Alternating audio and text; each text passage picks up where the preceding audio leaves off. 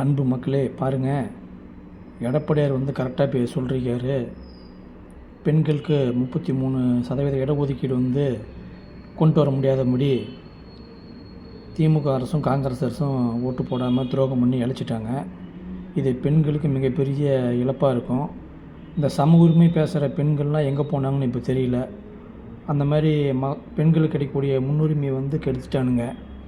அதுக்கப்புறம் பார்த்திங்க அப்படின்னா பாராளுமன்ற தேர்தலில் தொகுதி பங்கு அதிகப்படுத்துறது, வரையறைப்படுத்துறது பண்ணியிருக்காங்க.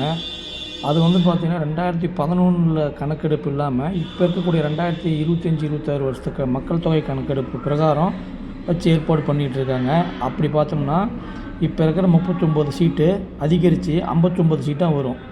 20 சீட் நம்மளுக்கு எம்பி சீட் அதிகமாக கிடைக்கும். அது மாதிரி ஒவ்வொரு மாநிலத்துக்கும் அந்தந்த மக்கள் தொகை வளர்ச்சியின் விதியில் சதவீத அடிப்படையில் கொடுக்குறாங்க. இதையும் இவங்க தடுத்து நிறுத்திட்டாங்க. ஏன் அப்படின்னு தெரியல. இதெல்லாம் பல அரசியல் உள்நோக்கத்தோடு தான் பார்த்தீங்கன்னா அந்த திராவிட மாடல் அரசு செஞ்சிகிட்ருக்கு. இது மிகப்பெரிய ஒரு துரோக செயல். பாமக தலைவர் அன்புமணி அவர்களும் அதை தான் சொல்லியிருக்காரு. இந்த மகளிர் இடஒதுக்கீடும் பாராளுமன்ற இடஒதுக்கீடும் வராத செஞ்சதுக்கு கண்டனம் தெரிவிச்சிருக்காரு. ஆந்திரா முதல்வர் அவர்கள் என்ன சொல்லியிருக்காரு பாருங்கள், இந்த சந்திரபாபு நாயுடு. அதே மாதிரி துணை முதல்வர் பவன் கல்யாணம் ரொம்ப வேதனை தெரிவிச்சிருக்காரு. இவ்வளோ நன்மை செய்யக்கூடிய ஒரு திட்டத்தை திமுக தடுக்குது அப்படின்னாவே அது நல்ல திட்டம்னு தான் அர்த்தமாக இருக்கும். இப்படிப்பட்ட அயோக்கியத்தனமான செயலை செஞ்சுவிட்டு பட்டாசு வெடித்து இனிப்பு கொடுத்து கொண்டாடுறானுங்க. இது எவ்வளோ பெரிய இழப்பு மக்களுக்கு. 59 பேர் செய்கிற வேலை இப்போ 39 பேர் செஞ்சிகிட்ருக்காங்க. ஒரு பாராளுமன்ற செயல்பாட்டு திட்டங்கள்லாம் இது எவ்வளோ பெரிய நன்மையை கொடுக்கும். இப்படிப்பட்ட மோசமான சிந்தனையெல்லாம் வளர்த்துக்கிட்டு மக்கள்கிட்ட இதையெல்லாம் தவறாக பதிய வச்சுக்கிட்டு பட்டாசு வெடிச்சுக்கிட்டு நோட்டீஸை கொடுத்துக்கிட்டு செய்கிறானுங்க. மக்களே திராவிட மாடல் ரொம்ப ரொம்ப ஆபத்தானது. அதனால் இவங்கக்கிட்ட ரொம்ப எச்சரிக்கையாக இருக்கணும். இந்த திராவிட மாடல் எவ்வளோ பேர் ஆபத்தானதுன்னு பாருங்கள். இதை பாருங்கள் தெரியும்.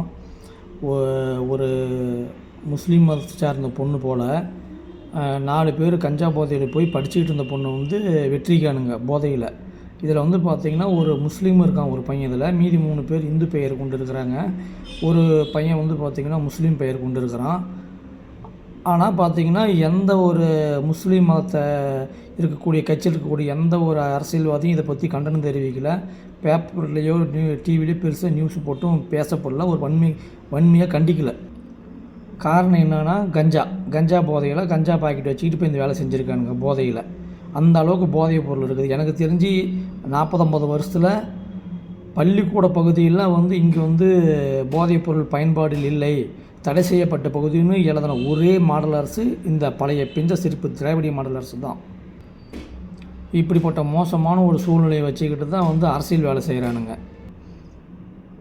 இந்த தமிழ்நாட்டில் என்ன வளர்ச்சி அப்படின்னா இந்த படத்தில் பார்க்குறது தான் வளர்ச்சி, வேறு ஒன்றும் கிடையாது. இந்த ஆள் வேறு குறுக்க மறுக்க ஓடிக்கிட்டு ஏதாவது ஒன்று நிமிஷம் படிக்கிறது இல்லை. இந்த ஆளும் அரைக்குறை வேலையை பார்த்துக்கிட்டு என்ன பாராளுமன்ற சீட்டு தொகுதி வரையறை என்னன்னே தெரியாத இவர் கண்டனம் தெரிவிச்சிருக்காரு. இவர் வேறு குறுக்க மறுக்க ஓடிட்டுருக்காரு.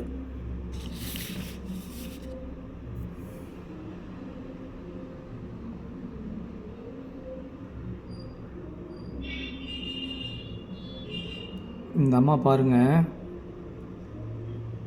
திமுக கூட்டணி சேராததுக்கு முன்னாடி கஞ்சா போதை பெண்கள் பாதுகாப்பு இல்லைன்னு மேடைக்கு திராவிட மாடலை அவ்வளோ வன்மையாக கண்டித்து திட்டி பேசினாங்க.